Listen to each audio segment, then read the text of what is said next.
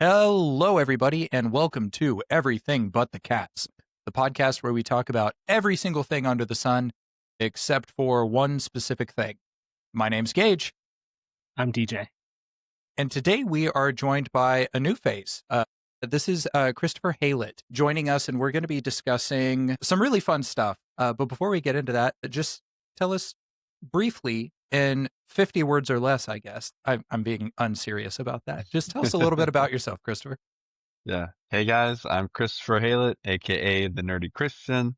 I am a nerd, all things geopolitics, history, media, Tolkien, Star Wars, video games, just all the things, and theology and Christianity being one of those things that I nerd out about. And yeah, I'm a dad, have 3 kiddos. I'm married. I live in the Charlotte area, and I love talking about these kinds of topics that I get to geek out about sometimes from time to time. So I know I saw recently on your Instagram, you were at was it a Charlotte SC game? Yeah, Charlotte FC. Yep. Okay, so I'm underneath my Ole Miss shirt. I'm not going to pull it up. I'm wearing a Sporting Kansas City shirt because I'm a KC area native. Gotcha.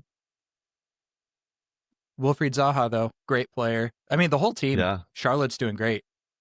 Yeah, we're finally having an okay season. It was a rough start to their joining of the league, but they seem to have found their footing. Yeah.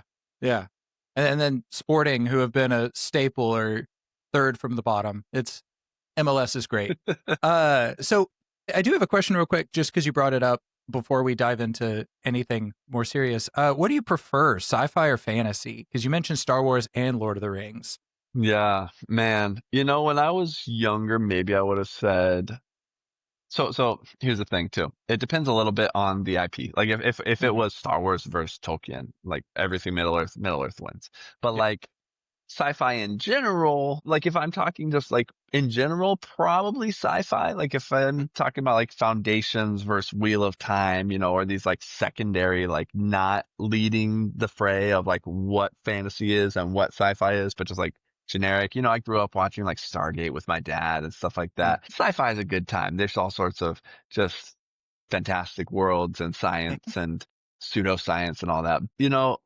Fantasy, if Tolkien's in the running, like then it just kind of he sweeps everything.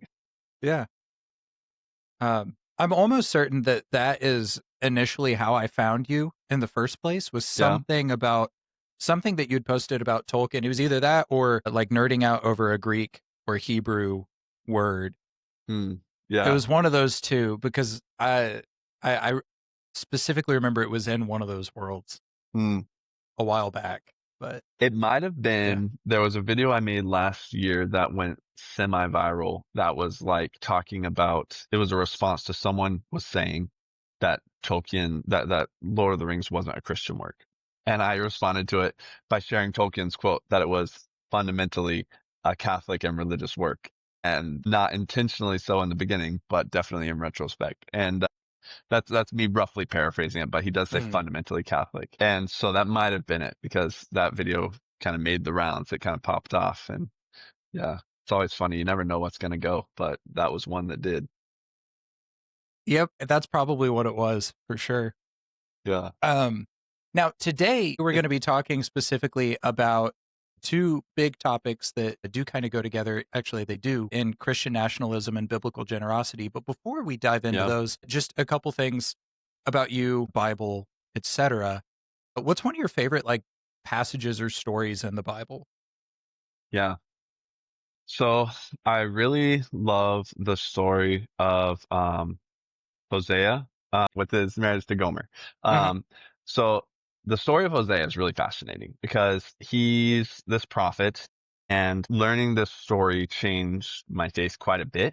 It's one of those books in the end of the Old Testament that we all kind of gloss over, especially when we're in our like younger Christian stage.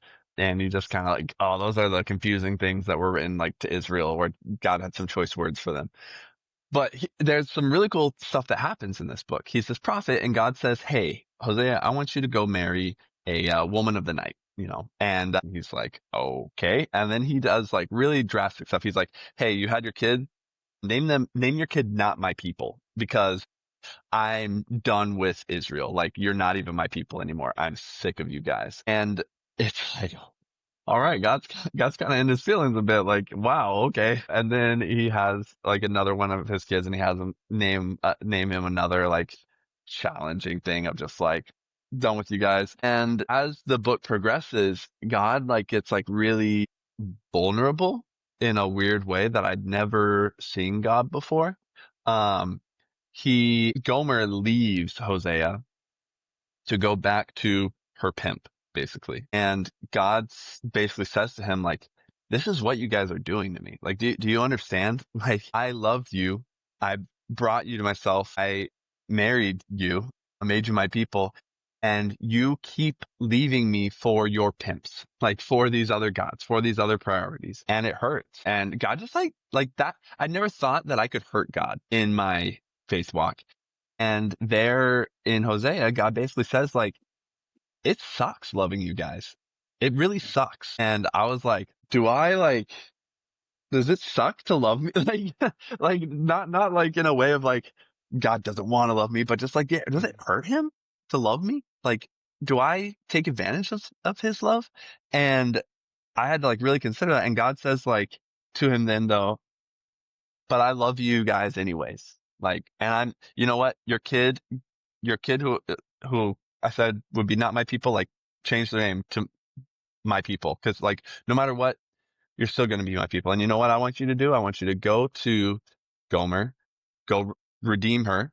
Hey, take basically, he had him take a barrel of wheat or a certain amount of wheat to basically pay to buy her back from the pimp. And the whole picture there is painted of a pre-Jesus kind of ransom being paid to rescue us back from the captor that we willingly went to. And so it's just this super awesome, like pre-Christ image of Christ's love, but it's exhibited in a way of like this cheating spouse relationship that just made me like appreciate the persistent love of God that much more. Cause it's like, wow, I do treat God like that sometimes. And that kind of sucks. Like, and it made me want to do better in my own life, but then also made me appreciate his love for me that would be persistent no matter what from my end.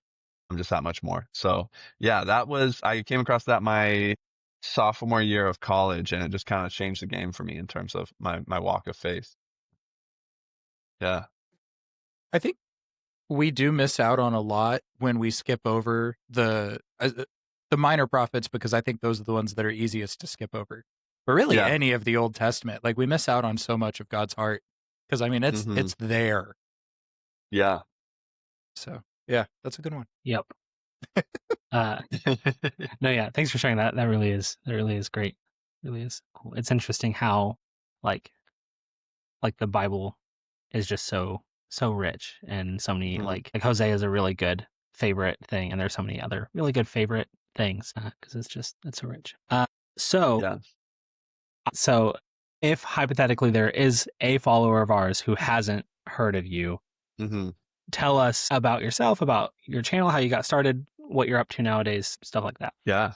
Yeah. So I started my channel kind of for two reasons. One is like kind of a long story. So I'll like give that a summarized version and then the shorter story. So the first reason was I had been doing stuff in the startup sphere for a little bit, and specifically in trying to create technology for the church. And that was just like a really long struggle. And the experience that I had in that was like basically a lot of pastors looking to other pastors, like, or other influential figures in American Christian culture to be like, have they used this, or what do they think of this? And if you didn't have, I realize it's a sad reality in the American church is that a lot of people kind of don't want to take risks, or only want to like follow what like the like star child churches like do. And they have a hugely outsized influence for better or worse. Mhm. And, so I was like, man, I think like I need to develop some kind, when I try to reach out to a pastor to talk about this tech we're building, I'm just a guy. Like I'm just nobody. And I feel like I need to like build some kind of reputability in ministry somehow. So that was like in the back of my mind. That wasn't directly why I created the Nerdy Christian, but it was the cultivation of the soil, if you will. Now, why I created it is one day I was, on Instagram and I like maps. I like when I was a kid, I used to just like look at globes and be like, I wonder what this place is like. And just like for like half an hour, I would just like spin it and be like, oh, Zimbabwe. I wonder what that's like. And you know, if I'd had like a phone, I probably would have just been like reading about Zimbabwe for the next like 2 hours. But I love maps. I love different stats and graphs and information and random facts and geopolitics and all of those things, economics. I do a little bit of like trading and stuff sometimes for fun. And so all sorts of things I'm just nerdy about. But like I followed map pages. I followed theology pages. I followed Marvel and Star Wars and Tolkien pages, right? But there was not, I realized I was like, it'd be really cool if there was like a Christian page that was like all the nerdiness, like Christian nerdiness and media nerdiness and political nerdiness and economic nerdiness. And I was like, I wonder like if the Nerdy Christian is like, if that handle is taken. So I searched it and it wasn't. And I was like, I'm going to do this. I'm going to make that page. And that's how it got started. And then I mean, I just kind of made things intermittently here and there. And for a long time, it was just like 300 people following. And about 6 months in, I had some stuff start to kind of pop off and a big page shouted me out. And I got up to like that 1,000 people, like breaker. Like I feel like once you hit that in socials, you get from 1,000 to 2,000 is kind of a slog and then things start to snowball a little bit. And then I had a post, meme go viral and, bumped up to 4,000 by like April. And then in May, like the floodgates unleashed because I had a post go like millions of views, like low millions, but low millions of views viral. And then it was like, I got like 10,000 new followers in a week or two. And I was like, oh, this is for real now. Okay. And that ever since awesome. then, I've just been, doing this. So yeah. And I just do it for fun too. It's just a hobby. I'm a marketer by trade by day for international software or technology company. But yeah, the Nerdy Christian is my little night hobby. It's awesome. Really cool. And I mean, sorry to interrupt, DJ, if you were about to say something. Nope. I was just going to say, like, for me, it's been really encouraging and even edifying just to see some of the takes and the perspectives that you have that I just don't, like that I hadn't thought through in the way that you do. And I think it's cool to have people who, especially with your background in geopolitics and in the world of marketing and the things that you see that I wouldn't as someone who works at a gym right now. Like, it's just really cool to, and I think we need voices in the church that aren't just purely in the church, if that makes sense. Like purely speaking from like, I work in a church in Southwest Missouri or, North Mississippi or something. And that's all I know. Like I appreciate that side of things, especially. Yeah. Awesome. What are some things before we do get into the main topic real quick? What are some things about the intersection of faith and culture that you see? Because that's what you do is you bring together media, politics, and faith, and you bring it all kind of together in the way you do things. What are some things that you see in that combination that excite you, and what are some that kind of maybe worry you? Man, what excites me? I love what what C.S. Lewis had to say about the true myth. So C.S. Lewis talked about Christianity as like the story behind all stories. Like there are so many good stories in this world that when you look at them, you're like, huh, there's elements of the gospel in this. Like K-pop Demon Hunters has been the thing in my house right now that's been like, we've been watching it so much with my kids. I enjoy it too, like, to be honest. It's a good movie. It really is. And there are these themes in it. Like there's this line where one of the characters, he's like one of the like demon characters, but he's talking to this girl and he's like, there's this figure in it that's kind of like Satan, Gima. He's the king of the demons basically. And he says that like, if hate could have defeated Gima, I would have defeated him a long time ago. And I'm like, ooh, that is such a, like, that is a Christian line. Like if evil could defeat evil, if the enemy could be defeated with hate, we humans could do it on our own. Like we wouldn't even need God. Like it would have been done. But like the thing that can defeat him is not hate. It is something opposite to it. Or the way that he tempts people is he'll find a thing of shame that they have, flip it on them, and then they kind of like, and then simultaneously tempt them into things that would cause them shame. So it's like, and that's like totally the way the enemy works. Like in real life, it's like, whether it's like an addiction to watching certain things you shouldn't be looking at on the internet, or like different things you might say about someone that come out like, oh, hey, you said this about me. And there's can be broken relationships there, or like all these different things that we do wrong things, but then also after we do them, we get stuck in them because of the shame and stuff. So I'm like, there are like Christian themes out the wazoo in this secular movie, but they're part of what makes it a really good movie. And they're not, some are intentional. One of the creators even said that one of the songs in it called Your Idol, where he's like preaching to the choir. He sings like he's preaching to the choir and he says, I'm the only one who will love your sin. And like, it's very overt. Like, yeah, that's like seemingly intentional Christian messaging. And the writer even said that she pulled from her Christian upbringing for that. But even the things that aren't overt or even necessarily intentional, the gospel story, just like kind of the story. It's the thing that we all somehow know in our hearts to be true. It's a truth that we all resonate with. Even if we don't know the gospel, if we hear something that is emblematic of it, it resonates with us because we are people created in the image of God for that gospel. And so, yeah, that's one way that I think that faith influences culture repeatedly, constantly. These themes of self-sacrifice, themes of redemption, themes of good overcoming evil. Those are all Christian themes. Those are all biblical faith influences, not only because of even Christian culture influencing it itself, but because of what God has displayed of himself, as Romans 1 talks about, with people being without excuse because he made things about himself apparent to all. And there are certain things that God has revealed of a general good to us all. And I think we see that reflected in good culture. Now, as for bad influence, I would say it's not Christianity per se, like true Christianity that is having bad negative influences on culture, but people attempting to pursue Christianity in a way that the ends justify the means, where they think they forget what Christianity is, I think, and what we're called to in it, and attempt to shortcut the destination.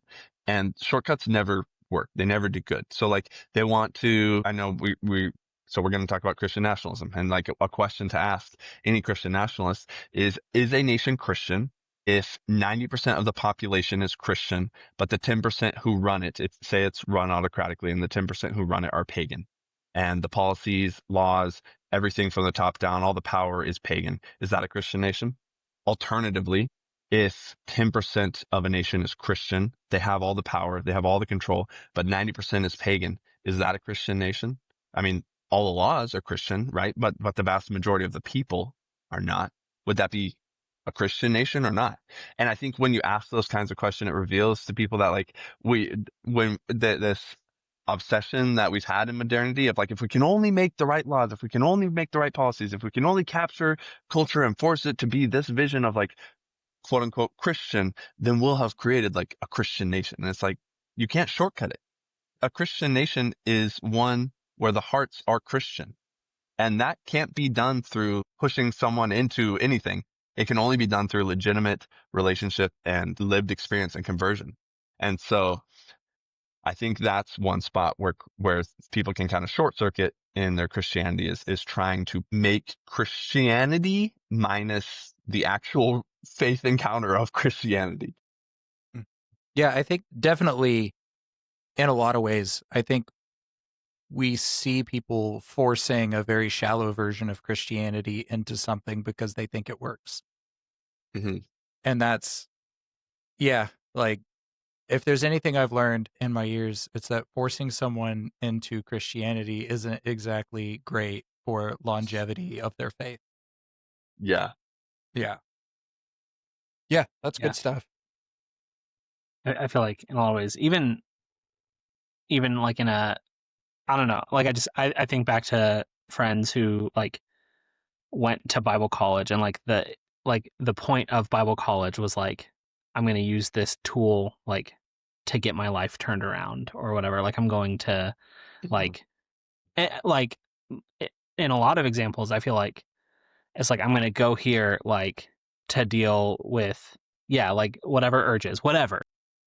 And like just I don't know. And I can't say it never worked. Like there are people that showed up at at Ozark like, holy crap, like what is wrong with you? With all due respect. And are great and but like the thing that changed them wasn't Ozark. It was definitely obviously Jesus. So yeah, definitely. Yeah, I think that with the Christian nationalism conversation, really with all of the rest of the stuff we're talking about today, I think it's really easy for people to make straw men and do that. So let's like just at the outset, let's establish like here is the definition of Christian nationalism. Like here's what we're talking about today, so that there will be no straw people. Yeah. So there's the challenge with Christian nationalism, especially right now, is that you ask 10 people what Christian nationalism is, and they'll give you 10 different definitions. But I'll kind of go from like the more scholarly angle of what it's been perceived as among academics and stuff historically. And by historically, I mean like really recent history, like 5-10 years, because what it is right now is really a recent emergence, right? But it's this idea that you can fuse Christianity as a religion with a national identity for a nation and make a distinctly Christian nation that is defined by Christianity, whose people are defined by it, whose culture are defined by it, whose policies and just general national identity is defined by Christianity. So like to be American, a true American, like in the instance of like Americans talking about Christian nationalism, a true American is Christian. If you were a Muslim, you might be, you might identify as American, but you don't really fully American in your culture or identity, because real Americans are Christian. So Christian nationalism kind of forces that fusing of Christian identity with national identity. And it is nationalism. Like it is not a Christianity that is nationalist. It is nationalism that is quote unquote Christian. And that's an important thing to note as well. Christianity is the descriptor. Nationalism is the ideology. Christianity is not the ideology, with nationalism as the descriptor. And so that's a defining factor as well. It will always be nationalistic, and nationalism outside of the form of nationalism that's like kind of national independence. So you have like things like Scottish nationalism. That would be like Scottish people saying like, hey, we love Scotland. We're our own people. We want to self-determine. Or Arab nationalism in the time of the Ottoman Empire, that came up, and Arab peoples wanted to have their own nations and stuff. But in a nation that's already its own, where self-determination is already the thing, then nationalism will always tend towards autocracy, will always tend towards projection of power over others, because it's someone's vision of national identity that they want to be projected onto others. And it is fundamentally illiberal for that reason.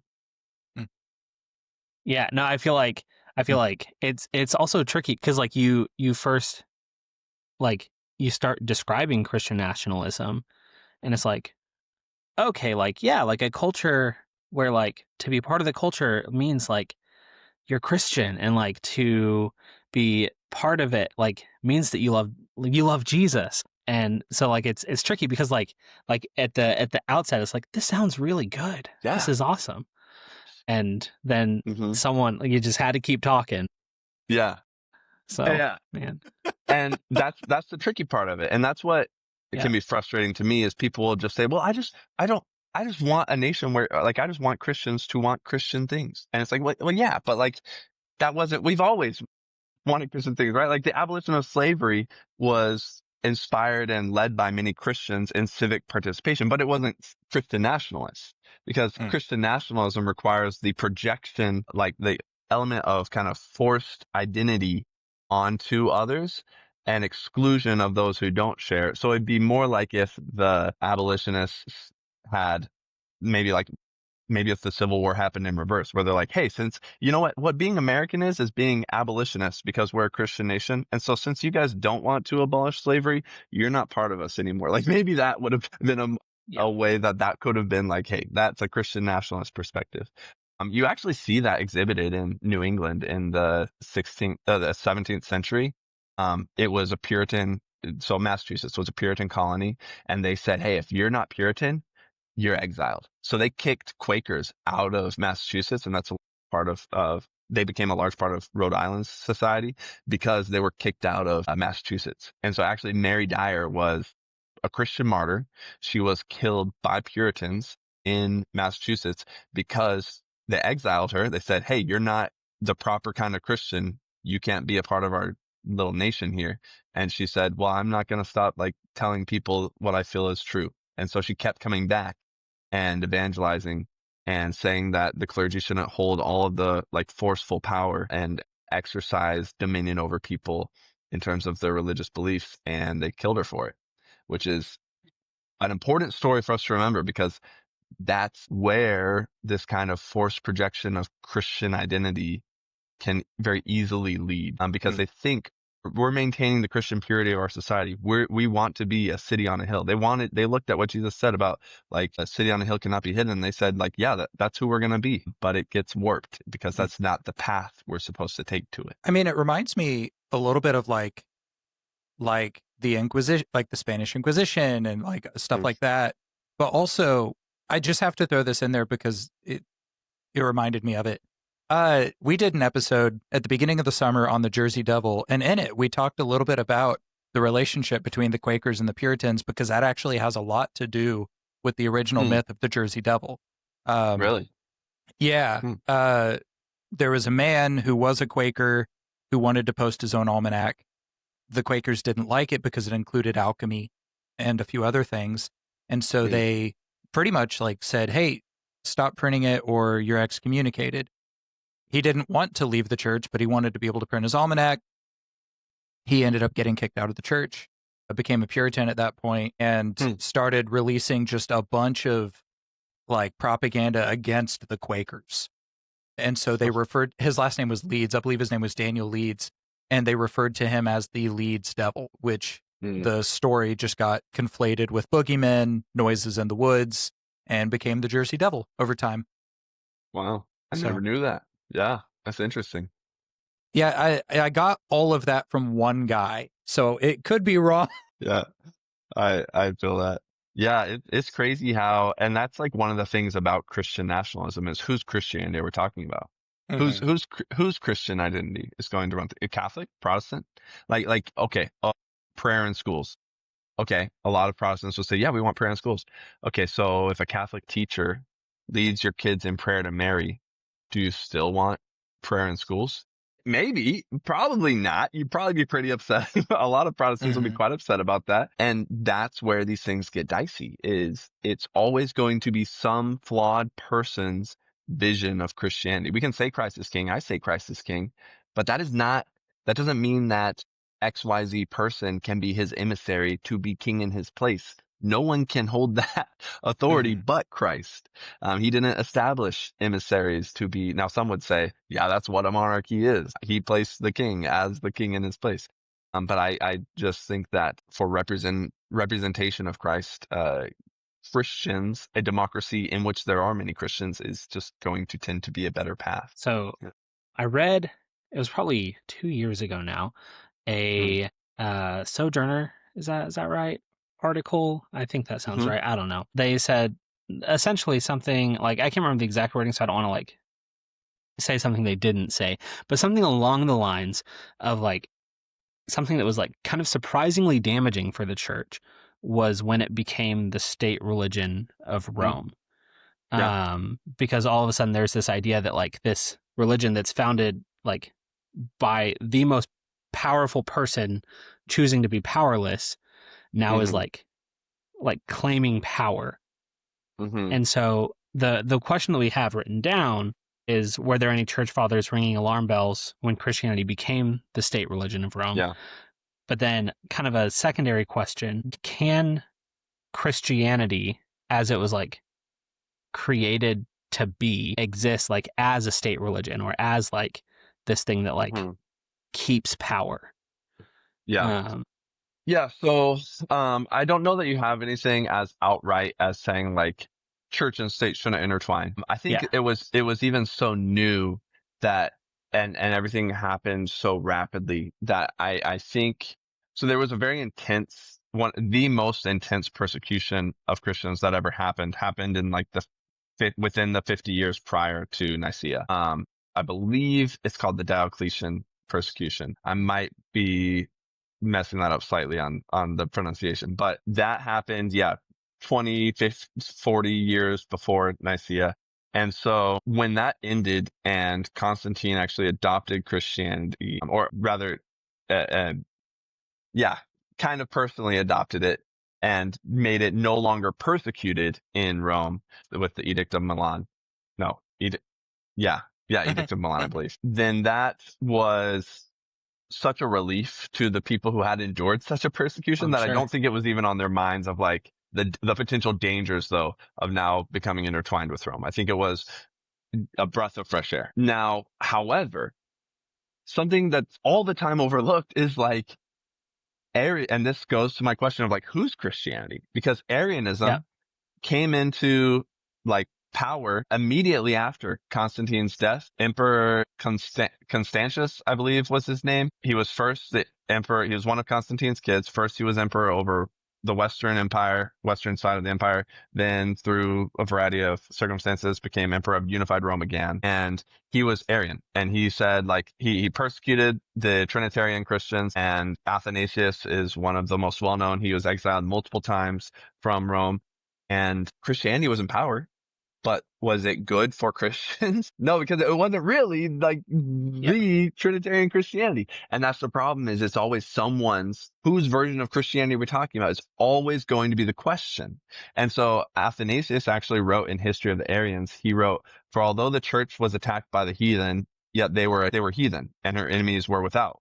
But now, after the former enemies have ceased and the time of peace has smiled upon us, behold, these men, enemies in friendship and for peace, are like the Egyptians of old, smiting their fellow servants and thinking that in doing so they offer service to God. Henceforward the church hath no persecution, but only from those who bear the name of Christ. And that's like, if that's not something for us to think about today, Yeah. I don't know what is. Yeah. Mm. Yeah. It's pretty concerning. Yeah. And you definitely can see it, how it could be very plausible that true Christians may come under persecution from people who claim Christ, even claim Christian nationalism, but oppose true Christian ideals. Man, this is again just my brain going in a silly way.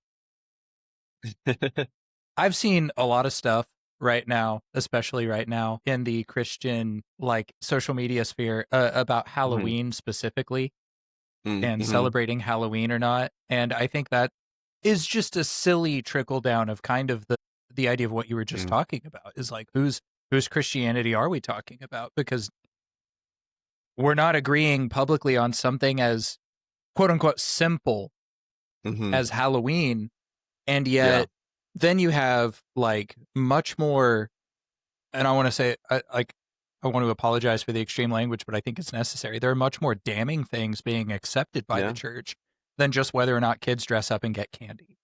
Like that we're totally fine with XYZ, but if you say the word Halloween, but and go to places that aren't our church's fall festival, you're immediately a Satanist. It's just weird to me. And that's a little frustration I have just about how that plays out in a small way in our lives, let alone the much bigger implications for what that does to the nation and the world as a whole on the more serious side of things. Yeah. Yeah, 100%. And yeah, that whole topic is very relevant right now of just like, who are we listening to here? And I just always think it's a little silly because it's like, why are we giving Satan a day? Like, why are we saying like, oh, he wants it here, let him have it? Like, I don't know. To me, it just, it's like, this Satanists come out and do stuff. We got to run into our holes and hide in our cave while they're doing their things. Like, what? Like, it doesn't make sense in any other kind of context. Like, if you were to say like, the Christians are manning the battlements of the castle, and then the Satanists come out and say like, it's our castle today, and we just say like, okay, you can have it because I don't want to. Like, what? It doesn't make sense. This world is Christ. Every day is Christ, and I think yeah, don't do evil things, but no day is inherently belonging to anyone but Christ. And I think as long as you aren't doing evil things, participating in specifically evil things, a day is not evil. But the things that some people do that are evil on that day, don't do those things, and you're good. That's kind of my perspective. Yeah, it's just a funny thing. Mm-hmm. I do want to backtrack real quick because I do think this is an important distinction that we do make for the sake of the conversation. What would you say is the line? And I think in your explanation of nationalism, you did a great job of explaining where I would draw the line, of course. Mm-hmm. But like, what is the line between patriotism and nationalism? And is patriotism also something that Christians should avoid, or is it something that in its proper context is okay? Yeah. So in practice, nationalism very often is exclusionary. It sets boundaries to what is or isn't a good American or good 1930s or 40s Germany, good German, or in Italy, what is a good Italian. It sets these definitions of like, this is right. And it is not, there is a fervor for one's nation, but at the cost of others. Nationalism places the nation you're in, its priorities are utmost priority. So if your nation, everything becomes a zero-sum game, it's oftentimes some nation will have to thrive less, and it's not going to be you because you guys are nationalists, you love your nation more, and you're going to tough it out and sacrifice more to be the better, greater nation that has more access to power and resources, right? That's how we've always seen nationalism, aside from the version of it, which is self-determination. That's how we've always seen it end up in practice. Like Serbian nationalism, look at that. Look at the Bosnian-Serbian War and the genocide against the Bosnian Serbs. Go further back. Everyone knows about World War II, but that's why I point to the Bosnian Serb example. My dad actually took pictures of the mass graves of Bosnians that were massacred in Serbia because they weren't the right kind of Serb.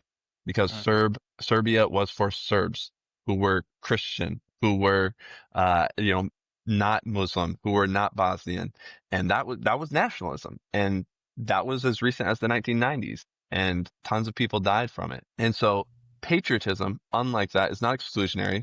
It is not saying like this is American and this is not. It's more invitational. There's a sense of civic duty and responsibility with it, which yes, it would share maybe with nationalism, but it's about celebration and elevation and love for one's country, but not necessarily at the expense of others, and not at such a high priority that it dwarfs other priorities. Like, I'm not going to say that my nation needs the best outcome no matter what because we're Americans and that's it. Or I'm not going to say, hey, let's look at the example of USAID. Hey, you know what? We're going to cut all this stuff. 14 million people are going to die over the next several years. America first, right? Like, no, there are certain lines where it's not America. It's not America first. It's not America only. It's, I love America. I want what's best for her, but that's a dimension of my loves. Mm-hmm. It's not the dimension of my loves, which is nationalism. Placing that priority, number one, is going to trend in that direction. Okay. Yeah, I like that. I think that I've commented this on one of your posts before. I think patriotism is one of those things that like I have had back and forth relationship with, especially as I've grown in my maturity as a Christian. Mm-hmm.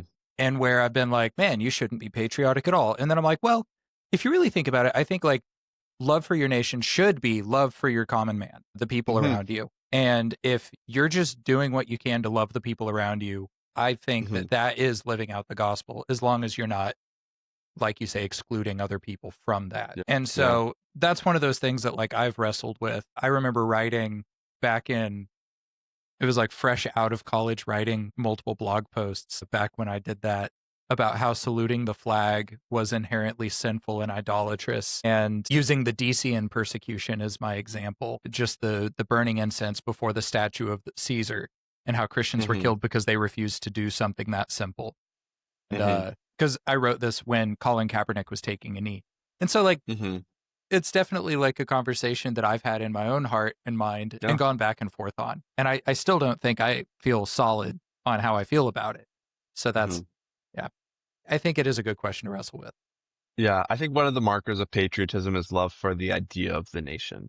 And to hold that nation to the values, to the aspirations of that idea. So like, I love the New Colossus, the poem, like at the base of the Statue of Liberty. I think it's I think it's words that define not only what America is and has been at times, but also what she hasn't been, but should be, what she should aspire to be. Like, give me your tired, your poor, your huddled masses yearning to breathe free. Like, that's as American to me as it gets. And that is, I can be patriotic about that. I can love that even when my nation doesn't live up to it. But I can desire for her to and desire to contribute to her doing so. And that's patriotic. So I think that's one thing for people to consider. Patriotism doesn't mean turning a blind eye to your nation's faults or when she's not living up to her ideals. It's holding her to her ideals because you love those ideals of hers so much. So I guess kind of closing down the section on Christian nationalism, unless Gage has more, because I'm skipping a few questions here as well, but I feel like we've addressed a lot of it. Say so one of these isn't hypothetical, but two questions. Say I'm a pastor at a church and I exist in, what America is today. And I even feel burdened about Christian nationalism. What do I do as a pastor in a church, someone with spiritual leadership? And then say hypothetically, I'm just like a run of the mill. I don't like that phrase. Like I'm just a Christian, out on the street, not leading a church. I'm a Christian though. What do I do about it? Yeah. I think if you're leading in the church, it's really important for you to emphasize the highest, the highest form of accountability for the church and realistic understandings of accountability outside of the church.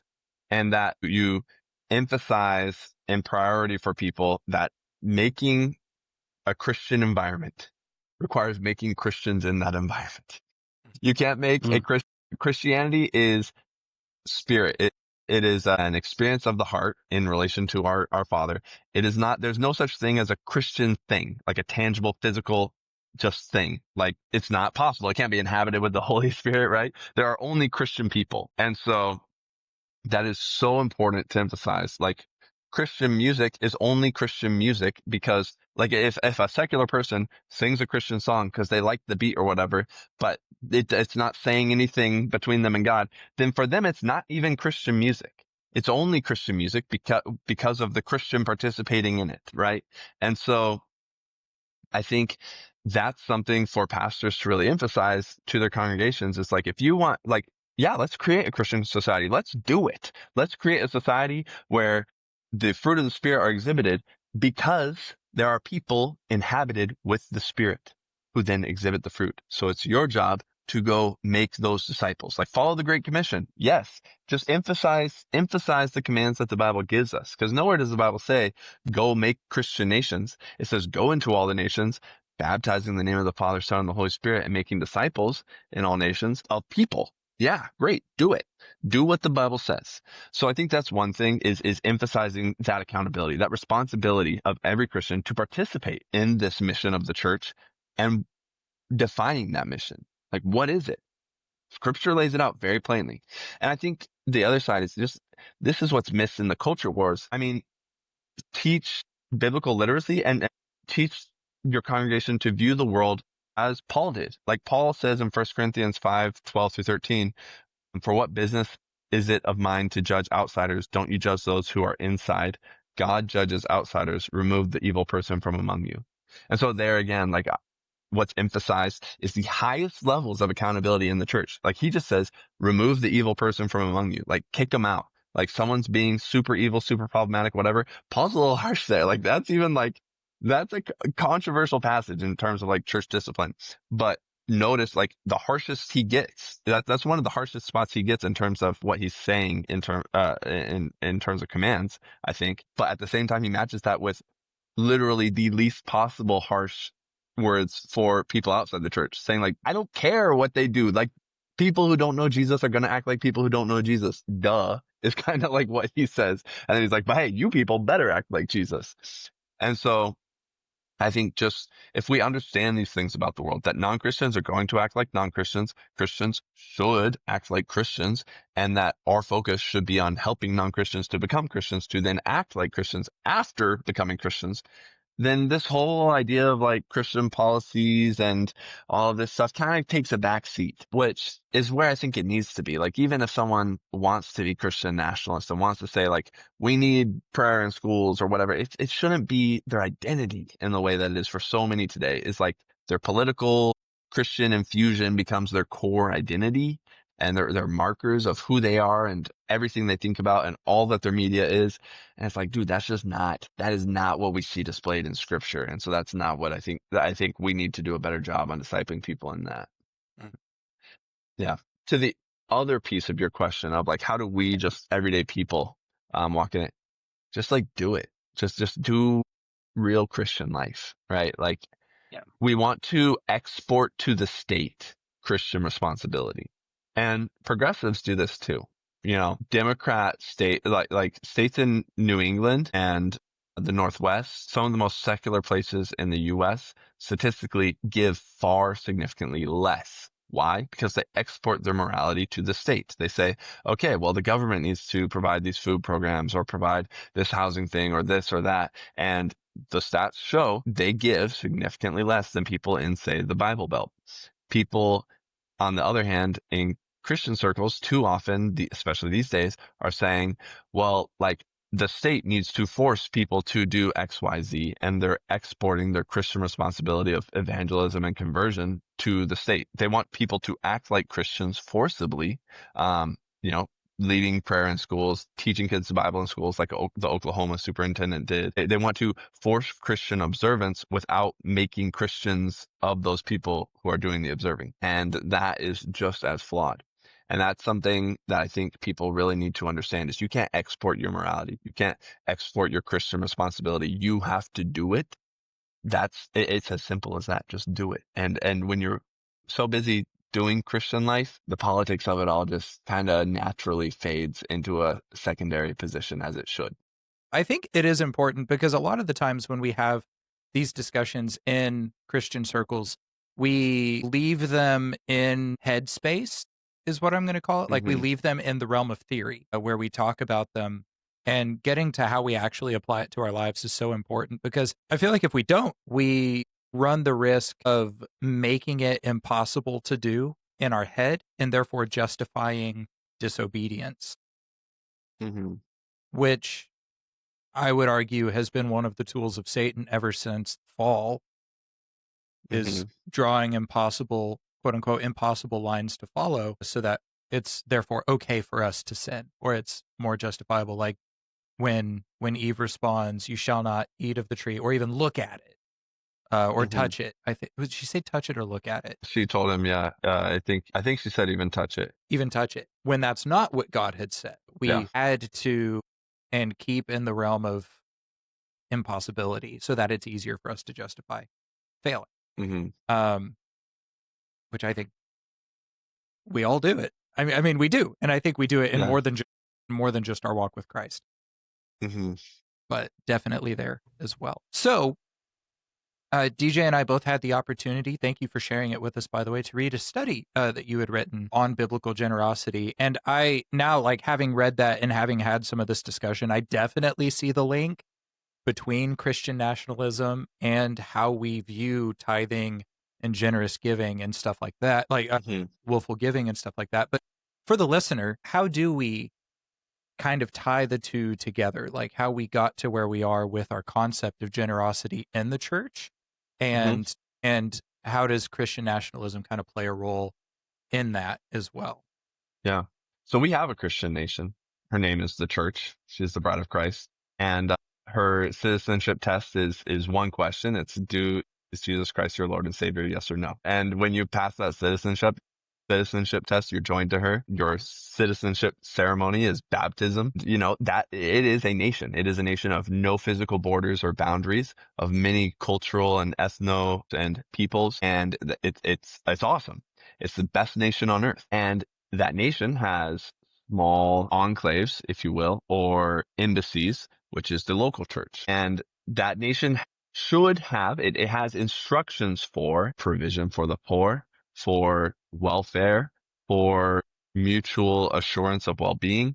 And Christians are called pretty specifically to engage in those policies, if you will. Now, I'm being a little tongue in cheek because we're talking within these lines and making this comparison, but like, actually, no, really, that's how it is.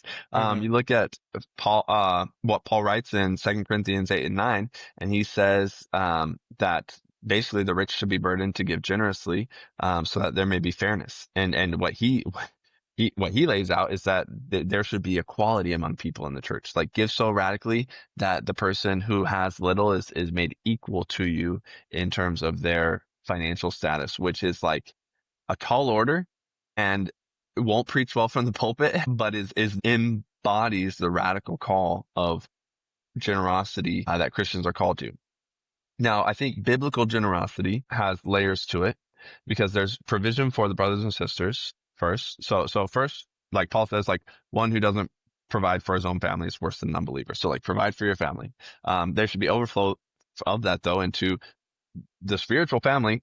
Scripturally is still your family. So I think there's some degree to which that verse is even applicable to, like, if there's an unmet need in your local congregation and people in your congregation have the material means to meet it and they're not, there's some weight there. Like, something's broken, something's wrong in terms of the expression of Christianity, and the laws of this kingdom, this nation, are not being followed per se. Then from overflow from that though, as the members of the church's needs are met, they can pour into their community with confidence, knowing that the saints around them will meet their needs in their time of challenge and difficulty.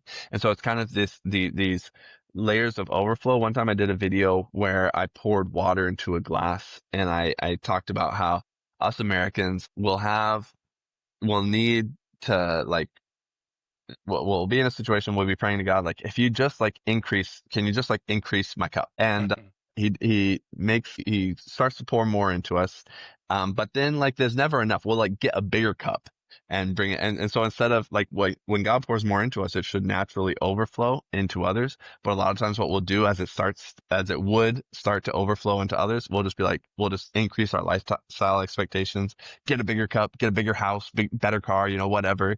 And now this is the cup that needs filled. Okay, God, fill that, and then I'll overflow. And then it fills it up and it starts to overflow. And then we're like, well, wait, I need a bigger cup. I need the next extra stuff, the next level of lifestyle, right? And that happens so often in Christianity. So God pours into us in a way that we should overflow to those immediately around us in the church, the local church. And then as those needs are filled, as those cups are filled, we should collectively overflow into our communities. And that's the biblical example that we see where, look at Acts 2 and 4, it says none of them had any need among them. Like, could you imagine if no one in any church in the United States of America had any physical need whatsoever? That would be incredible. That would be astounding. That is not the reality, which means we're doing something to some degree, which in a way that we shouldn't be. Do you think that, like, in the same way that we try to outsource morality to the government in a lot of ways, to the state, do you think we also try to outsource our generosity to the staffs of churches, so to speak? Oh, dude.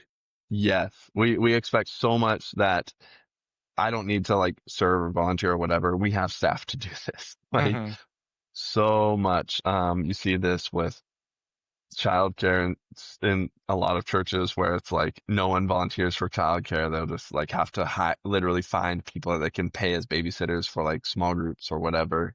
Or you see it, with all sorts of different things in ministry where it's like, well, we need to add more and more staff, like these super bloated staff teams, oftentimes with bigger churches, which isn't there is some degree to which you need the staff for the size of church you have, but oftentimes it's because I think the people aren't doing what they're supposed to. I think I'm of the personal conviction that every Christian should be serving in their church in some capacity. And I'd even go so far as to say it should be a requirement for membership, that if you are not consistently serving in some capacity, that you are disobeying scripture in the same way that you would be if you were in willful sin in other ways, because we are called not only to avoid sins of commission, but there is such a sin of sins of omission as well. And we don't talk much about sins of omission. And I think refusing to participate in the local church, and be a spectator alone is a sin of omission that we too often ignore and too often burden church staff teams with filling the gaps on. Well, and I even think we could tie that in to the conversation on like generosity and like taking care of one another with like, and you even did this in the study a little bit, is like the idea of our tithe is our generosity, and therefore the church is going to do with it what needs to be done with it. I don't have to worry about it because I've given my set amount that I need to, or whatever.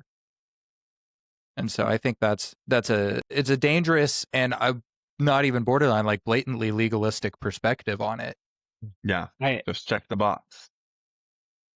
I feel like it also ties into the nationalism conversation as well too. Like it makes sense that if in a large way, like I think that people can serve in a church and be Christian nationalists, and people cannot serve in a church and not be Christian nationalists. But I feel like it makes sense that if like someone's perception of what it means to belong to the body of Christ is to like observe, just consume, then it makes sense. Like the idea of a Christian nation isn't all that daunting, and isn't like it doesn't require much of the non-Christians. Like, just pay attention. Like, come on.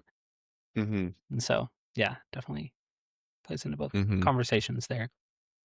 Yeah, it's interesting to note that a lot of people's definition of a Christian nation doesn't mean like no interest rates. Like historically, the church had bans on usury, which was interest. And that's actually why a lot of Jewish people in Europe got into banking, was because Christians weren't allowed to make loans with interest. They literally weren't allowed to do so. So ask someone, hey, Christian nationalists, well, what do you think we should ban loans with interest? Because Christian nationalism, that's another one of those things where it's like Christian nationalism is always someone's interpretation of what, and some measurement of which laws really matter. Like, oh, well, the laws about like greed and selfishness and interest and stuff, we can ignore those, but let's talk about the laws about people's sexuality or these kinds of things. And so it's always different preferential things that highlight other people's sin but minimize mine. Didn't the Pope just come out against usury and usurers? I think he did. Quite like possibly. He just condemned them like today or yesterday. Topical. Anyways, DJ, go ahead. There we go. Yeah. I didn't even realize that. So bring the conversation back, where we might just stay in nationalism the whole time. Who knows? So we talked, I'm a preacher. I'm a Christian. Common. Yeah. I'm a Christian nationalist. Like what do you think generally? It's hard to like really nail it down, I'm sure. Like generally, like what do you think I need to hear and know in my heart to like address this? What do you think I need to know? So I would first like empathize with you. I, as a teen and even in college, was really interested in getting into politics. And like had a professor even write one time on one of my papers, like in big red ink, like run for office. And I was like, I'm going to do it.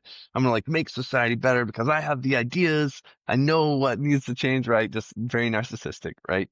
And I realized somewhere in my like mid 20s that I wanted to get into politics to do things that I wanted to that I didn't think I could do as quickly or efficiently through ministry.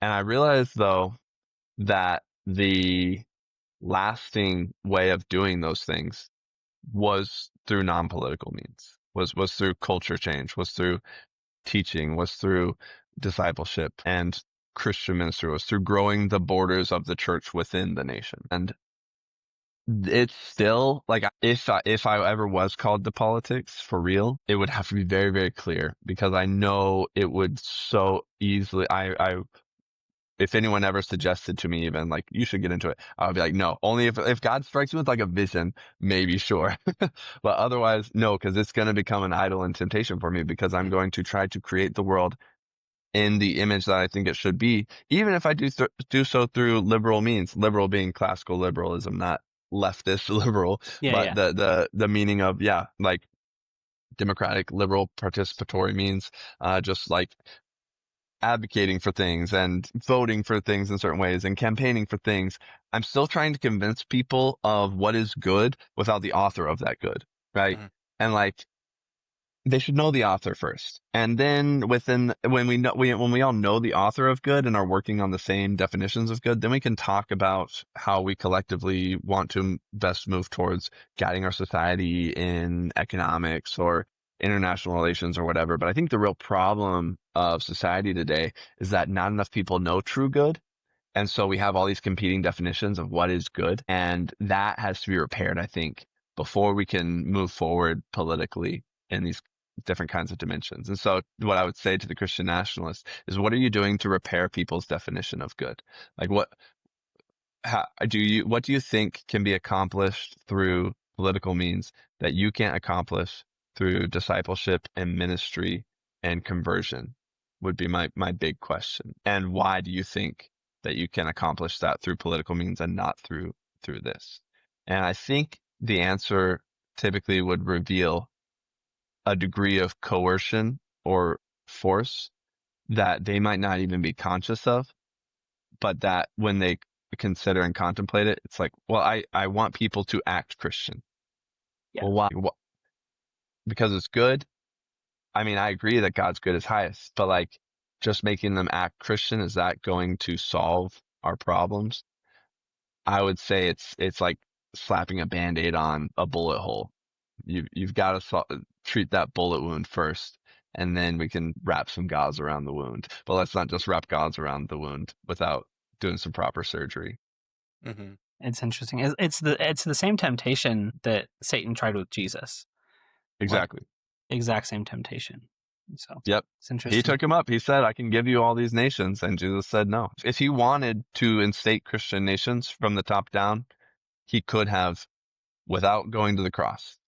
But he saw things differently, and we should take note of that. Mm-hmm. It's crazy how the... Oh, go ahead. Sorry. No, go ahead.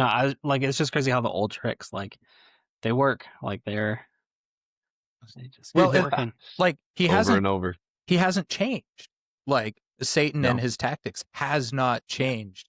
And other than the fact that now, unlike people in the Old Testament, unlike the fact now that we know Jesus, we have the gift of the Holy Spirit, we still fall for him. We haven't changed either, is the thing. But I do want to ask just on this topic, because I think it was one I meant to ask earlier, but since we're back on it, great. That does beg the question, though, of Christian involvement in civic duty, like in government. Like, yes, of course, we are part of a nation that has no borders, that is like God's kingdom. We are citizens of a kingdom that is beyond this world. But is the Christian barred from, or maybe not even like barred from, biblically speaking, but discouraged from, for the sake of wisdom, involvement in like public office or government or things along those lines? I don't think so. And I think I think politics is very dangerous. I think some people are called to it. They need to be they need to definitely maintain their abiding in Christ in the midst of it, though, because I think it can be so easy to get your priorities derailed for the ends to justify the means. Look at the power grabs and stuff happening right now, or the people who definitely know better defending some of the things that Donald Trump says or does, or like Mike Johnson helping the Epstein list not be released when he's literally like has a huge history of identifying as Christian, and he's leading prayer and this stuff. And it's like, why are you why are you helping the Epstein files not be released? Because he believes that, well, the ends justify the means, that the policies and politics that this administration will put forward could be derailed by this kind of stuff, changing the conversation. And that can't happen because this end goal of, quote unquote Christian society is more important. But along the way, we lose what it is to be a Christian society by neglecting justice for the vulnerable and protecting abusers and oppressors and stuff. Right.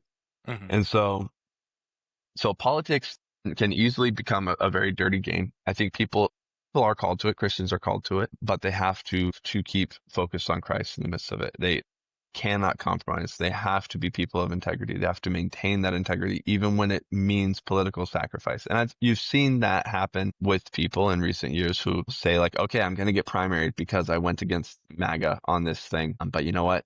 That's just how it is. I'm going to have to accept that. And they lose sometimes. And that's just how it is. But they were people of integrity who stuck by their politics and their faith in the midst of their politics, no matter what, their true beliefs. And so I think there's a place for civic participation as well. It's a matter of priority and order, right? And are we trying to force people to act Christian, or are we trying to just generally contribute to the good of society in the way that we see as most good? And what sacrifices of good are we willing or not willing to make to achieve the end goal that we label as good?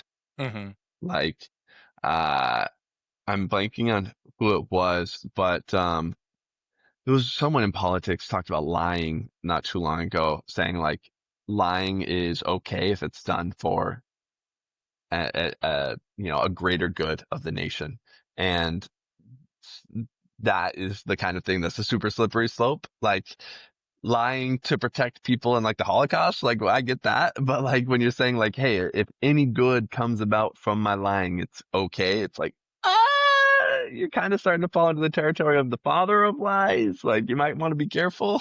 That's not the side you want to be on. And so Christians can and should participate in their civic society. They can and should vote their conscience. They can and should advocate for things and be persuasive, but they also should do so in a way that participates within the colors within the lines to some degree. I don't think we should be attempting to subvert different people and systems and act in ways that say that the ends justify the means.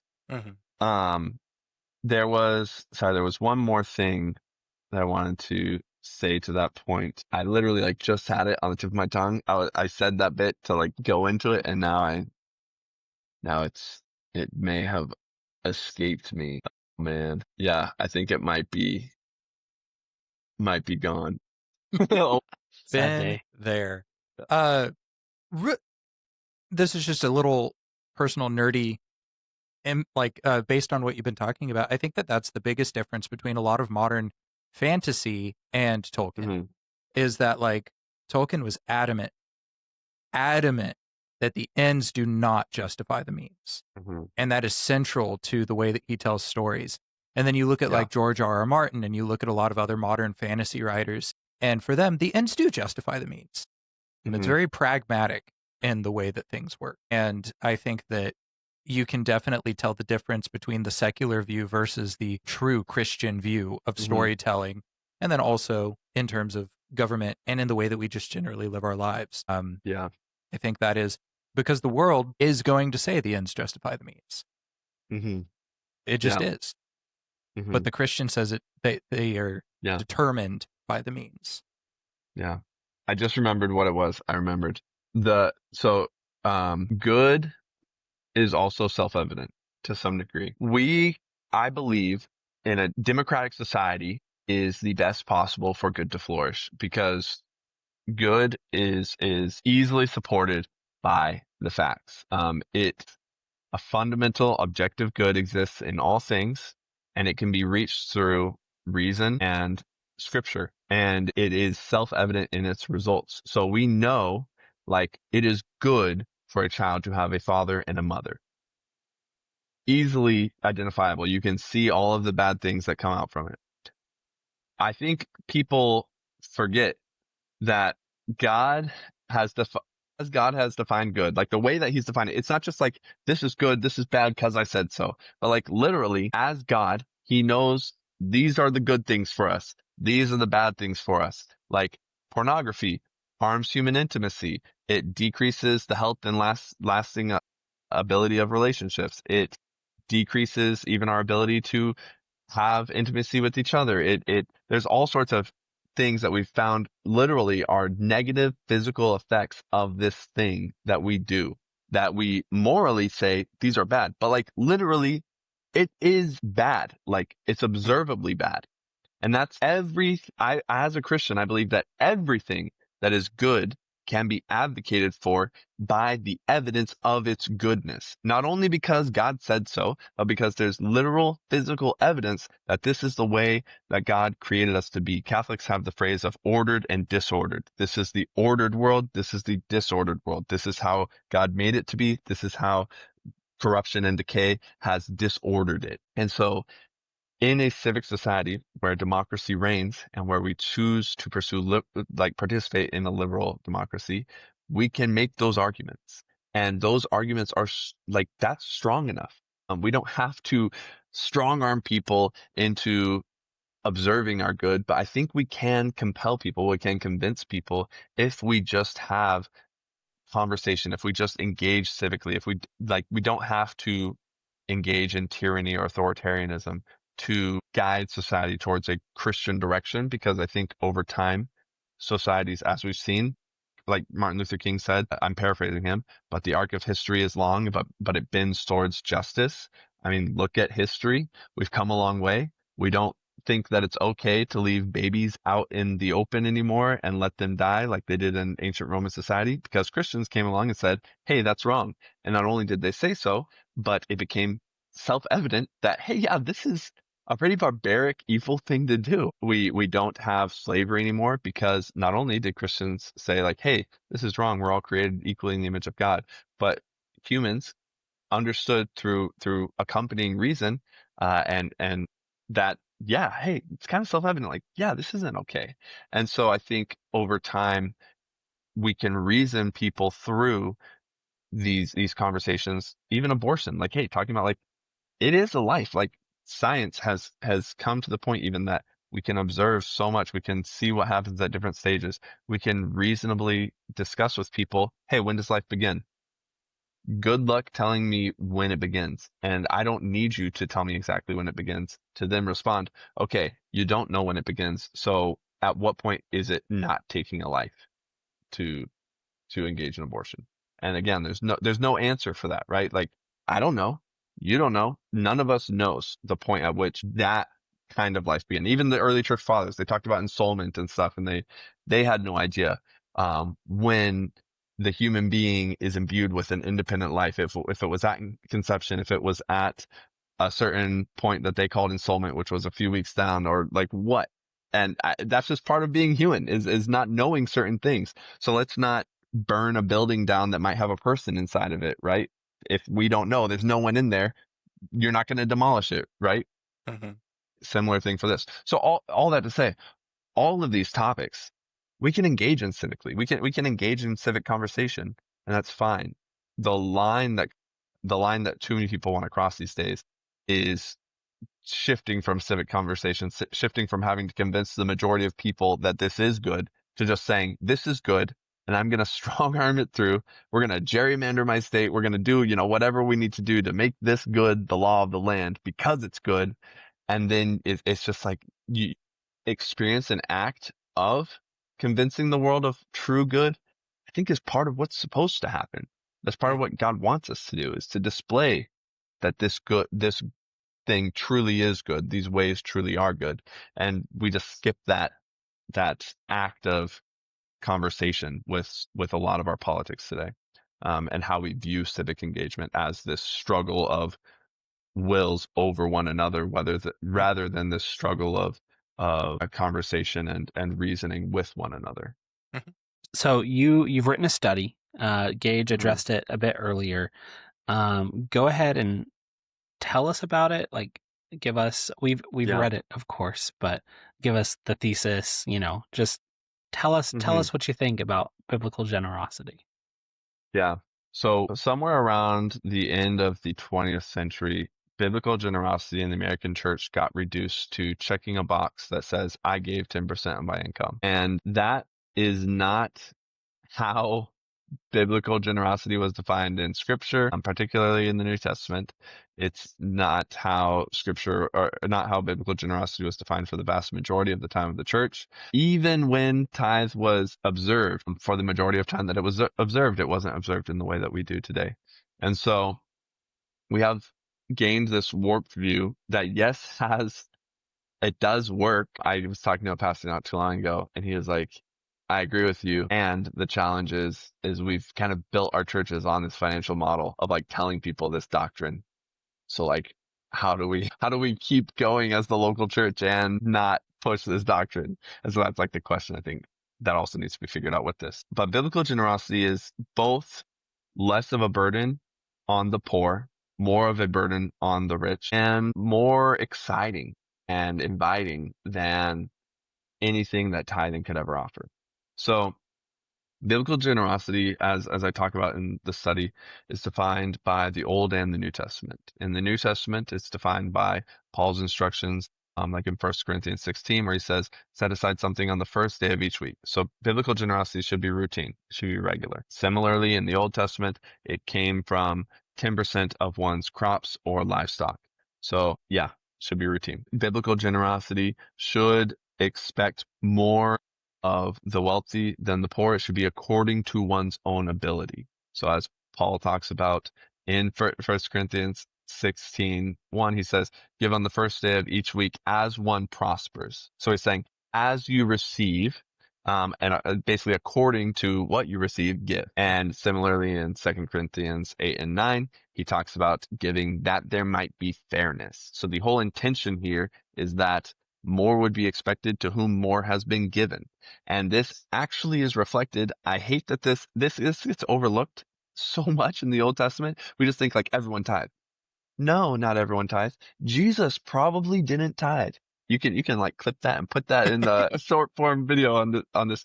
Jesus probably didn't tithe, you guys. He was a carpenter. What livestock or crops did Jesus have? He didn't have any. Unless he had like a home garden or something. I don't know. Maybe he did have some stuff growing on the side, some wheat in this little field, but that wasn't his trade. He was a carpenter. Some people speculate that he might have been a stonemason because of the word at play there. Fun random fact there. But that said, tithing came from landowners, those who owned crops and those who owned livestock. So if you earned a wage, there is no law in all of the Old Testament that says people who earned a wage need to give X% of their wage, which is intentional because the law is being crafted in such a way for ancient Israel that more is expected of those who have more means, of those who, to quote a certain political philosopher, who own the means of production. More is expected of them than is expected of the proletariat. Now, I'm just being cheeky. I'm not really advocating for Marxism here. Biblically, that is what the Old Testament law looked like. Similarly, you've got the practice of gleaning in the Old Testament, where those who owned fields where harvest happened had to leave a portion of the fields unharvested for the poor, for the widow, the immigrant or refugee, depending on how you interpret sojourner or alien, and for those without means. And so the heart of God, as displayed throughout the Old and New Testament in regards to generosity, is obsessed with meeting the needs of those whose needs are not met out of the overabundance of those who have abundance. Acts 2 and 4, all shared all things in common, and there was none with any need among them. Look at Saint Basil. He says that Saint Basil of Caesarea, he lived in the 4th century, and he has some great stuff on generosity. And he says that when he kind of answers this question of like, well, why does God allow some to be rich and some to be poor? And he says it's for the abundance of virtues, that all of the virtues of God would be exercised, that among the poor, a sense of chastity, perseverance, patience, and faith would be exercised, and that among the rich, a sense of generosity, provision, and care and compassion would be exercised. And that this ensures that God's virtues are exhibited across the whole of humanity, whereas if all humans, by God's decree, had all equality in material provisions, that there would be no opportunity for that variety of display of virtue among God's people, which I think is maybe he's right, maybe he's wrong, but it's an interesting note nonetheless. Mm-hmm. So yeah, biblical generosity, to sum it up then, provides from those who have much to those who have little, and provides for the needs of the church, local and broader. So I'm trying to think where I want to jump off from that. DJ, do you have something you're wanting to jump off of that with? Nope. Okay. Sweet is what I was going to say, and I quote, sweet. So So what do you think? So right now, one of the Mhm. big concerns a lot of people, and specifically in America, have, and I know Mhm. that it is a very like us-centric view of the way that we view finances. In the study you mentioned this, I remember learning this when I was in Foundations for Christian Mission class, that like Mhm. somebody who makes what would be considered average in the United States as far as yearly income goes is making more than 90% of the world or something crazy like that. That is not a direct quote. It's just like ballpark idea there. But like the relative wealth that we have in the United States is just vastly, it's greater than it is in most of the world and in most of human history as well. So when we are in positions, you kind of mentioned like earlier, the prayer about making the cup bigger. We do have that problem because we are in a very consumer culture where we just have to have more and more. Everybody has like 5 streaming services and all of this stuff. And people struggle to pay bills, struggle to buy groceries, or at least they say they do. And I know they do in a lot of cases. So how do we practically live out biblical generosity when we do have a surplus, but also may not have the mindset or framework or whatever to feel like and recognize that? Yeah. I think that's where participation in the local church becomes really critical. Our financial participation in the local church should feel, this should be an aspiration for any pastors or anyone listening. I feel like it should feel less like donating to a charity and more like contributing to a family fund. It is the church, the finances of the local church are more like a shared bank account that we collectively steward together for purposes of this shared ministry, this shared mission. But more like that than, giving to the Red Cross and just like, all right, they're going to do with it whatever they're going to do. Right. Like, and when I think of my generosity as a participant in that, there is a certain amount of my income that I'm responsible for stewarding responsibly, right? And generously and properly. And then there is a certain proportion of my income that I choose to steward alongside other believers. And that is what I give financially to the local church, to the church that I participate in. And that's how I think we need to flip our mindset, is not just checking this box of like, I gave 10% to this organization. I did the thing I was supposed to do, but thinking of it as my stewardship, our stewardship. Churches, I think, need to do a better job of inviting people into that, of helping them feel a part of that financial mission, of helping them feel a part of that participation and ownership and responsibility. And that includes financial generosity being a two-way relationship between congregants and the church, that there should be a sense of mutual assured provision, that you can give really sacrificially and radically here, because the moment that you need it, we've got your back. And we are all in this together. We're all giving pretty generously. And when you need some help because you lost your job or whatever, you don't got to worry that you didn't save up enough money because you were giving too generously, because we've got you covered. I think that's when you have that sense of promise of mutual provision, you can feel a lot more empowered even to participate in the church.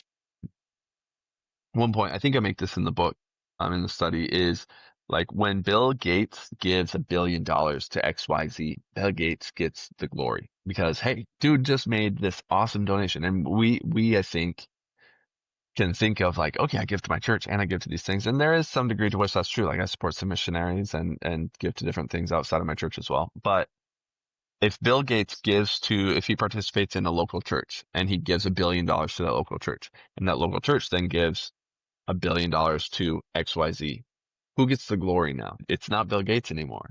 It's Christ's bride, and in effect Christ as well. And so I think that's part of how we need to think about biblical generosity as well, is that our generosity in practice should elevate and help the church itself to shine, that it should contribute to it being that city on a hill. And when we give generously in this collective way, we're creating something that shines in a way that none of us can do individually. And I think that's an important thing for us to consider as well. Yeah, I think that we, especially being in a culture that is so individualistic, we oftentimes lose sight of the fact that we are not greater than the body that we're a part of. I mean, Paul speaks pretty clearly on this when he's talking about the eye not saying to the mouth, or the mouth saying to the eye, like anything, like any part of the body is not better than the others. And I think we almost have willingly chosen to ignore that in the, just because we've been taught to be individualistic by our culture, by the things around us. There was a church at one point, and this is where like tithing, also like giving in general, I think it is a thing that is great and should be a joy to do. It is a thing that should be joy to do. I don't think that, like, I need to explain the situation. So there was a church that was going to do a banquet for the top, like, so many givers. Yeah. And you see that a lot. So, like, I didn't know that happened often. The first time I heard about that, it blew my mind. Like, I was so upset about it. And, like, how do you determine that? Do you determine that by the percentage of their income that they gave? Do you determine that by the dollar amount that they gave? Do you determine how many widows? Yeah. Like, do you determine any of it by, like, the people who didn't have money to give but served every single week in the church in some other capacity? Like, how do you determine those things? And so I think that like we're so individualistic, but we're also so concerned with like numbers and percentages and stuff like that, even in like just the normal goings of the church. Like, how many people showed up to your event? How many conversions did you get? How many baptisms did you have this year? And I think that those things can be indicators that you're doing good work, but I don't think like that you are, that fruit is being born. Can be. I don't think they are the indicators that we should be looking for. And I've made the joke with DJ before. I think that, like, instead of letting the church be the body of Christ, we've tried to make the church in the model of a business. And I think the business we've chosen is a pyramid scheme. And I don't think it's gone over incredibly well. So I guess then following up on that, I guess the question would be, I'm a common Christian, and I'm trying to determine right now, like, am I handling my finances in a biblical, healthy way? What kind of things can I look at to, like, check my temperature? Like, not necessarily numbers, but like, what are things I can look at to, like, man, I'm doing well. Not that maybe that's not the best attitude anyways, but like, am I being faithful, I guess? Yeah, there's this guy, John Cortines. He wrote this book. I'm blanking on the name of his co-author, but he and his buddy wrote this book, God and Money. And one principle they talk about is switching the consideration from how much do I need to give to instead be, what do I need to keep? I think that's a really good way to think about it. Like, how much do I need to, like, meet my needs?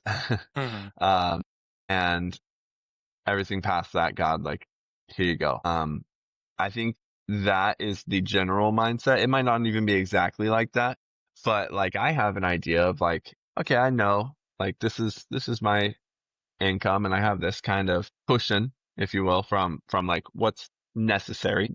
No, okay. Like, my thought is like, all right, how much of that do I get to keep, and how much do I gotta, how much really should be going in and out every month? And that's kind of like how I consider this. And I think something to consider in that calculation is, I think it should be enough to feel it. It shouldn't, like, I'm not saying like you need to, really suffer because you give so much. I mean, maybe God's called you to that, but, I do think it should be enough that you're not giving in a way that never inconveniences you. I Mm. think you should have to like not get everything you want or not maybe live the exact lifestyle you want or choose to be content and live in a simpler way than your flesh might desire because you have chosen to be that generous with your finances. Now, this is obviously a little bit different for people who every month to month, they're like, all right, I'm trying not to overdraft. Like, and I've been Mhm. there. I have had the times in my life where, I got to check my bank account at the grocery store to see how much I can buy for groceries. I've had that. I've been in that kind of experience. And so in those times, I think it's useful to just say like, I'm going to choose to give something, choosing to set something aside to go to that giving form, put something into that number, to reach in your wallet, take whatever the $5 or $20 bill that's in there out and put it in the offering plate. Like that, I think is important. And I think God totally sees that. The widow with her mites, like when we see that story, it's so funny because it kind of flips on its head the things that we talk about here, where like, with giving conversations, one big argument with tithing is like, is it gross? Like, is it before or after tax? Like, what do you tithe? It's like this, or like, hey, you better be tithing. You better be giving before you spend any of your money on like your bills and blah, blah, blah, blah, blah. And it's like, okay, I think, the widow with her mite just might have been like her little penny might have been all that was left after her expenses. I don't think that necessarily it was like, oh, she got this mite from whatever and she chose not to eat food and to give her mite. I think that kind of misses the point of what Jesus Mhm. was getting at. So yeah, just give routinely, give something that you can feel in some degree. And if you feel anything is going to be something that you feel, give something would be my exhortation. Yeah. One question that I like, I feel like you can't engage the concept of generosity or money or whatever within the church without like at least evoking the rich young ruler, like thinking Hmm. about the rich young ruler. And Yeah. so like the idea that biblical generosity means that all Hmm. people are strictly ordered to give away everything and Hmm. follow Jesus. So I guess like you've already addressed that in a lot of ways, but like how would you address like just the parable of the rich, not the parable, Yeah. the story of the rich young. So Saint Basil, who I mentioned earlier, he changed my Yeah. mind on this parable. He enlightened me to a take that I'd never considered before. I was reading him, and he says we've got it all wrong. Like we say that the story of the rich young ruler, when Jesus told him, like, okay, you followed all the law, now go do this thing, and you've done enough. That what Jesus was doing was not challenging him to another level of moral law, but rather revealing the lie that he had told, because he told Jesus that he followed all of the law, which would include love the Lord your God with all your heart, soul, and mind, and love your neighbor as yourself. However, if he, being a person of such extreme wealth, was loving his neighbor as himself, he would not have such wealth in distortion to that of his neighbor, because it would be impossible. Like if you're loving yourself or loving your neighbor as yourself, then they would have kind of the same as you. And he pastored over. He was bishop in Caesarea during a time of famine and plague, and he talked about if your neighbor comes to you and you have one loaf left, share it with them, because that's what it means to love your neighbor as yourself. Is what you have, you distribute equally to those in need, even in poverty. And so it's demanding, it's significant. But when Jesus says to the rich young ruler to sell all you have and follow me, I think he's not only revealing the idol in his possessions, that he's made these things more important than following Jesus, but that he also had lied to himself, even that he was keeping the law, given himself a false righteousness, a false assurance. And Jesus reveals, I think that's part of why he goes away sad, is not only because he can't follow Jesus, but because even what he thought he was doing, he's realized he's not, but also he doesn't want to. He doesn't want it enough. Yeah. And so he realizes he's unrighteous and he's not willing enough to become righteous. And so that was when I first heard St. Basil say that, I was like, actually, that makes a lot of sense. But yeah. So like full circle moment here for just a second. It's almost like he was living as though all the laws and moral goods of Christianity, at the time Judaism, had been mandated to him, but his heart wasn't changed. Yeah. Yeah. Kind of like the Christian nationalism thing we were talking about. Well, that's kind of like how Dietrich Bonhoeffer talks about it in The Cost of Discipleship, is that like it shows his lack of faith is what it is. Mm-hmm. It is part of what he's getting at there, is that like Jesus knows his heart in the moment. Like he's not surprised by the reaction of the young ruler, and he points out to him where he is lacking faith. And I think that goes along with what St. Basil's saying as well. Yeah. Yeah. And one thing I didn't say about what biblical generosity is that I should add is biblical generosity is always on the lookout for a need that one can fill. Even if not financially.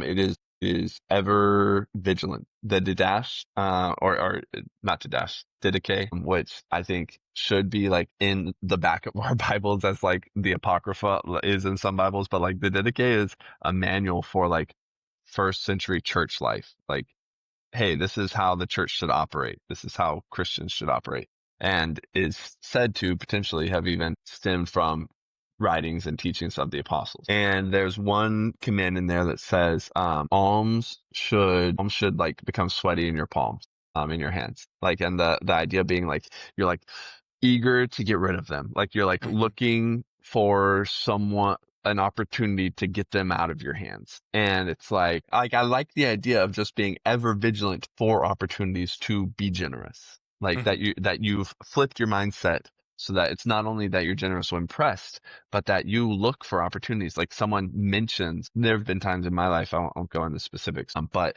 there have been times in my life where someone says something and I just know, I'm like, we have enough in our bank account right now, dude, to meet that need. And I talk to my wife and I'm like, let's just like cash app them and just be like, hey, this is for that. And dude, it's so fun. Like it just feels so good. You're just like, yeah, let's go. And so, that is what I wish we do more of with biblical generosity too, where it's not just like how we give to the church and it's not just how we give to charities or whatever, but that it's personal, that it's relational, that we hear, that we follow John where he says, whoever has the world's goods and sees his brother in need and does not meet it, how does he have the love of God in him? Right. That like, it's as simple as that. Like you see a need, fill it. And so, yeah. Which the rich young ruler should have been doing a lot more of. So for the sake of time, I do want to go ahead and start winding down just a little bit. But before we do that, do you have any last questions that you want to go over? Christopher, do you have any last things that you want to say on these before we do some wrap up? Man. Or was there a question that we sent you that you really want to address that we didn't ask? Good question. Yeah, I don't think so. I think we've done a pretty good job of jumping, into all the things. DJ, did you have any other questions before we wrap up? I'm workshopping a question in my head, and I can either sit here for a moment or I can give you all the bits of the question and you can figure out how you want to answer it. Okay. Yeah. So I think that earlier, so we talked about how kind of the shortcutting stuff happens on both sides of the political spectrum, where you've got one side that wants to shortcut morality in the sense of like obey God's law about this or that, and then the other side that wants to shortcut morality by like, let's fund things, like let's care for people financially. And I guess like in a world where like both of those sides exist, and like both of those sides, like I think in some ways you can argue that a lot of the people that would push for those sides, like their hearts are good, like their hearts are desiring good things, or at least intending to desire good things. Like what do we, not even like, like what do we do? Like what is the best way to approach like the government, like helping people financially and stuff like that? Because like I don't know that I would say the answer is like we need to defund all of these programs. Yeah. or anything like that. So it's, yeah. So I guess like, what do we Yeah. do? How do we navigate that? So the purpose of government biblically is justice, but what people I think get miss a lot of times is, we focus in on the Romans passage that says like it's about like wielding the sword against the evildoer and stuff. And it's like, yes, that exists, but justice isn't limited to that. I mean, look at Old Testament Israel and the government it had that God installed, and it's obsessed with a proactive justice that meets the needs of the poor, vouches for the oppressed, that punishes those who would persecute or manipulate or, otherwise use the disadvantaged of society, right? And so governments should be just in both the punishment and the empowerment sense of the word biblically.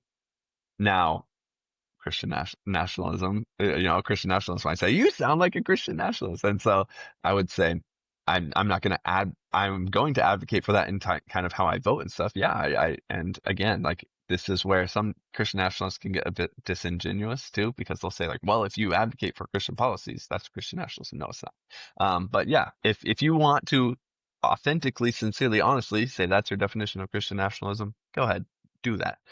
Advocate for these things in this public square and argue for why they're good and yeah, do that. But all that to say, I think we just have to recognize like, okay, we have these same good intentions. Like say a Christian liberal and a Christian conservative should be able to share the belief then that the needs of the poor should be met, that none should go hungry in their society, that none should die from a medical condition that could have been provided for if not for human greed. Like theoretically, we should as Christians be able to agree on these things, the ends.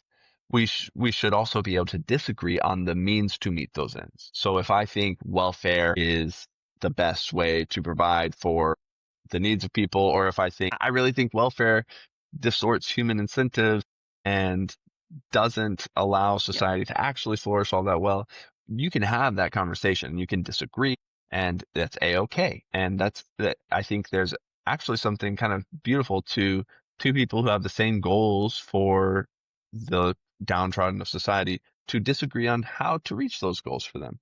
Those kinds of conversations should be had. And so that's kind of what I would say is, it's okay for the liberal and the conservative to disagree on how we get there. I myself identify kind of as a bit of a realist.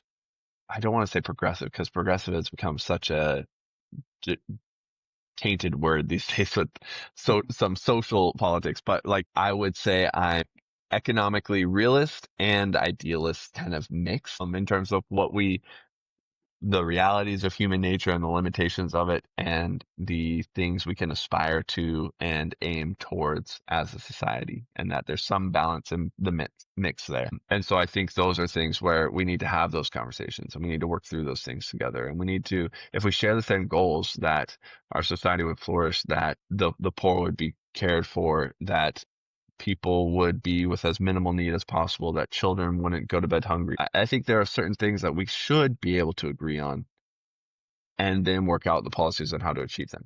Now, the challenge that comes in modern society is that a lot of times we no longer agree on the goals, which is where things get a little bit more dicey. Like I think that out of our abundance as a society, we should spend 1 to 2% of GDP to meet international needs. And because it's a goal worth doing, because not only morally, but economically, geopolitically, it stabilizes international situations, prevents, say, like piracy in Somalia. Like there's a million reasons to go into the geopolitics of foreign aid, but I think it's both a smart and moral investment. And other people are just going to fundamentally disagree with me on that being valuable. And then we're going to have a little bit more of a tough conversation of like, okay, I'm going to have to try to do the logical reasoning of them with like, you don't understand. We save more money because we're not engaged in military interventions, because like extremism isn't abounding because people aren't living in absolute destitute poverty. You know, all those things that I would go into. Yeah. If we could just agree on the premise, I don't got to do that. But, sometimes you do gotta work on that. But all I have to say, I think agreeing on the same goals is kind of the starting point, and we can disagree from there on how we get there. I like that. Okay, so anything else on that, DJ? I have no further questions. I want to try to get you off of here as soon as possible because it is almost 11. So if you had to leave our listeners with like one piece of like, this is an important thing I want you to take home, I want you to remember, what would you say is your one thing? Yeah. And for us, I mean, this has been enriching for me. Like, I've really enjoyed this. So Awesome. Yeah. I would say that goodness exists and his name is Jesus. And that, I think humans have a flawed nature. Us Christians would say a sin nature. But I think what can often be overshadowed in evangelicalism is that we are all also created in the image of God. And that image has not been destroyed or broken to such a degree that it's unrecognizable. And with that, I think we all have some inner understanding and inner recognition of good. And so you, listener, you have an idea that the world isn't as it should be, but that there is an as it should be, that exists. Like there's an aspirational as it should be that does exist, that we don't know how to get to, but we want to. And the path to that aspiration is Jesus Christ. And he came to reconcile us back to all as it should be, back to himself and the Father and the Holy Spirit. And in coming to know him, we kind of get like a little bit of a cheat code to the rest of the good path there. A lot that's blurry in the path in kind of, understanding and identifying the path to good becomes a bit more clear. So I would say that good exists. It is objective. Objective and it has a name, Jesus Christ. before we do, let's do, where can people find you? Yeah. So I'm the Nerdy Christian on Instagram, YouTube, TikTok, and Threads. I'm not on YouTube as much as I'd like to be. One day I'd love to make more long form videos and stuff, but that takes a lot of time. So being that I only do this part time, I rarely get to do the kinds of videos I'd like to do on there. But yeah, come say hi on Instagram or Threads or something. I try to respond to DMs even when I can and respond to comments a decent bit, and would love to talk to you there. Let's do real quick, what are we into? And then we can go ahead and sign off. What is something you've been into lately? Man, this isn't like as crazy as you said some of your guests have said, but like lately I've been on that Battlefield 6 grind. Okay. And playing some Battlefield 6, man, running around as a crazy medic, doing my scouting and getting, to feel like I'm accomplishing something for the mission of the battlefield. Battlefield's it's been so a good fun. time. Good. Dude, it really is. Flying helicopters in that has been the challenge right now. I'm trying to learn how to fly those this days. If you have tried, you know what I'm talking about. It is an endeavor. I probably so I got married, right? So I've had a kid, I've gotten married, and then right below that is the time that I went 19 into playing Battlefield Bad Company 2 one time when I was like 15 or whatever. That's number 3 There you days go. of my life for sure. Was that at Drake's party? No, it was in my bedroom Oh, okay. on my little CRT TV. Way to go. Good times. Yeah. And that was like, that happened one time, and I have always been remembered. trash at like any shooting game, except that one time. The stars aligned, everything came There you together go. for that. Love it. That's awesome. I've been trying to think what I'm into. I don't know, man. Okay, so this is polarizing. I'll preface with that. So we've got a work thing, a work conference coming up, and for work I've been working on a video that is essentially like, we're considering doing a video series that's the Book of Acts, and I have been, so we have an artist who gave us a bunch of art for another series recently, and she gave us permission because she is like, I do not want to do any more art. She gave us permission to use her art to train an AI model to like create more art in her style. And so I've been like, for the past few months, my life has been generating AI content, and it's polarizing. And I don't know that I would say I'm into it, but it's my life right now. So it's been fun, I Wow. guess. Yeah. It's been my life at the very least. So that's what I'm into. But we're like, it's going to be done next week. So life is good. What model are you using? So I was using when I first kind of put together the proposition, it was using a model on Civet AI, just like their Flux model, trained a LoRa on a bunch of her images, and then was using that. But then lately, like it wasn't too long after we started, and maybe it was even shortly before we started that ChatGPT really ramped up Yeah. their image capabilities. And so a lot of it has just been like, hey, take this image style and generate an image of this or that. And then we use Dvid for like Okay. converting those to video. So it's Cool. been, Yeah. again, it's been fun at times. They're bloopers and they're great, but at the very least, it's been my life. Yeah. I have a fun story on a blooper for ads, or for content. So I use Envato. I do ad creation and stuff for work, and a decent bit Mhm. involves AI generated content, whether image or video. And I was Yeah. trying to get a video made for an auto transport company that's a client of ours. I'm trying to make one video of a car being loaded onto a trailer, and then one in like New England in the fall and cold, wet day, and then another in like sunny Florida because we're trying to make an ad for Snowbird. And it just was not working. It was giving me all these trailers with like moving vans and stuff. And it's like, that is not like what a car loads onto. Like I need like a car hauler with like all the cars, and it just was not happening.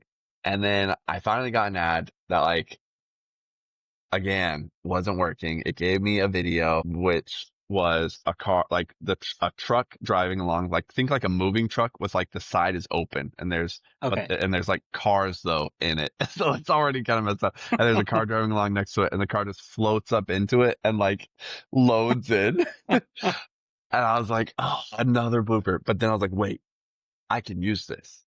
And so I ran the ad and I did a voiceover and I captioned the voiceover with like some large text and said, auto transport so easy, we make it feel like magic. And then we ran that ad on Facebook and it has been it's been the best performing ad I've like That's ever awesome. had. Yeah.